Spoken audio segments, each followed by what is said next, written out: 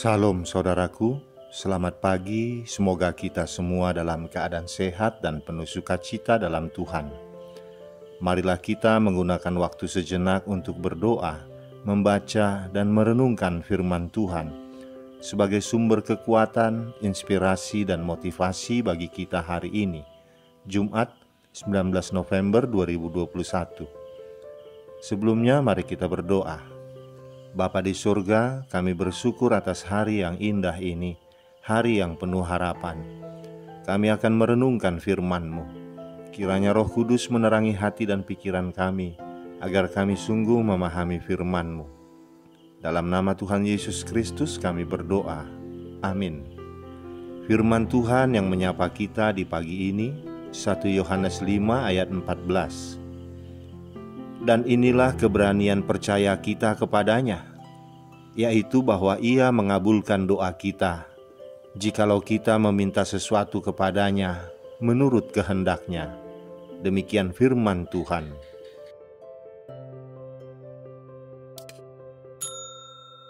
Saudaraku, kita tahu bahwa setiap orang percaya mempunyai hak istimewa untuk berdoa kepada Tuhan.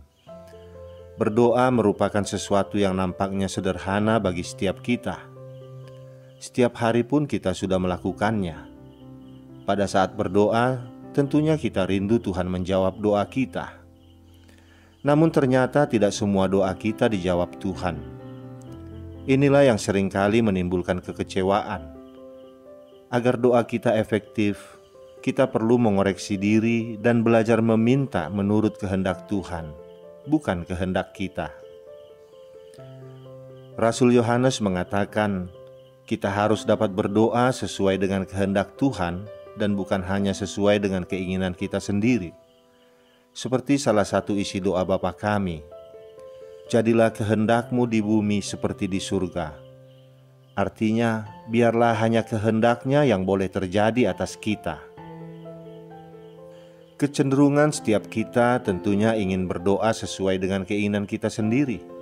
Sebab memang bukan sesuatu yang mudah untuk kita berdoa dan menyerahkan segala sesuatu sepenuhnya kepada Tuhan. Karena setiap kita juga memiliki keinginan. Keinginan manusia memang tidak sama dengan kehendak Tuhan. Tetapi kita harus belajar menuruti kehendak Tuhan. Ada banyak orang Kristen yang memaksakan kehendaknya kepada Tuhan dalam doa. Seolah-olah permohonan doa mereka pasti akan mendatangkan kebaikan dan kebahagiaan dalam hidup mereka.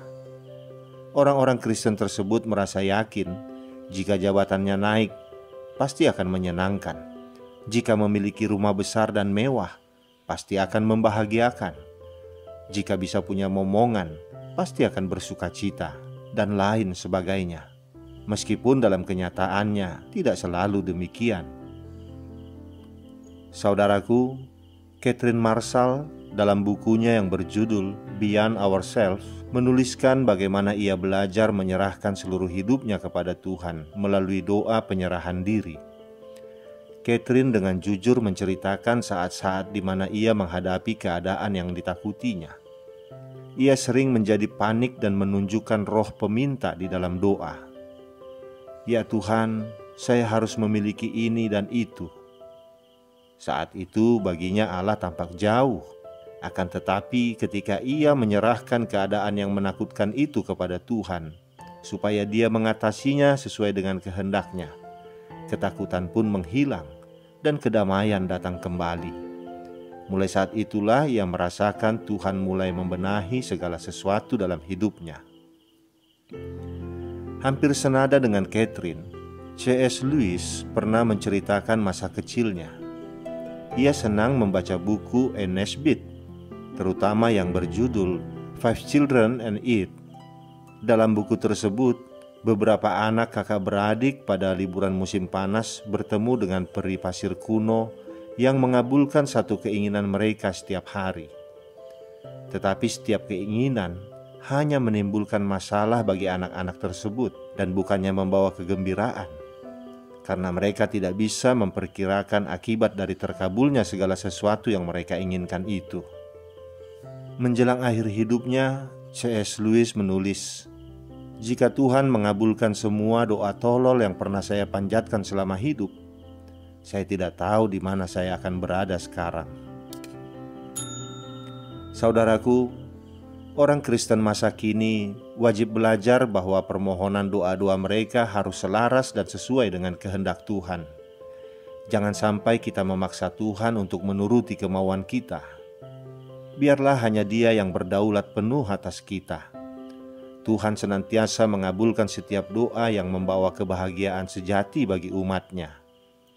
Renungkanlah bahwa hanya kehendak Tuhan yang terbaik buat kita.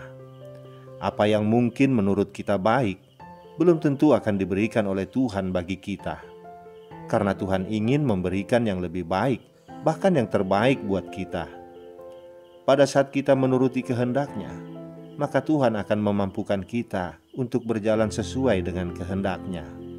Oleh karena itu, mintalah agar Roh-Nya menolong kita untuk bertumbuh dalam pengenalan kita akan Tuhan. Jangan puas hanya dengan memanjatkan doa-doa yang berisi permohonan dan permintaan bagi kebutuhan pribadi, tetapi mulailah masuk dalam kehidupan doa yang seturut dengan kehendak-Nya.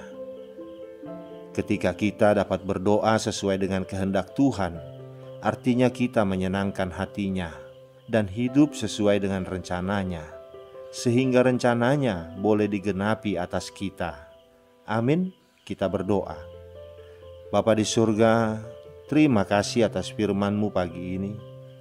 Engkau ingatkan kami Tuhan, bahwa dalam setiap doa kami, sekalipun lebih banyak menyangkut permohonan pribadi, tetapi kami harus menyesuaikannya dengan kehendak-Mu. Karena itu Bapa, kami mau lebih mengenal-Mu lagi, agar kami lebih mengerti dan memahami kehendak-Mu. Tanamkan dalam hati kami keinginan untuk membaca firman-Mu di dalam Alkitab, sebab di sanalah kehendak-Mu dapat kami ketahui. Terima kasih Bapa, di dalam nama anak-Mu Tuhan Yesus Kristus kami berdoa. Amin.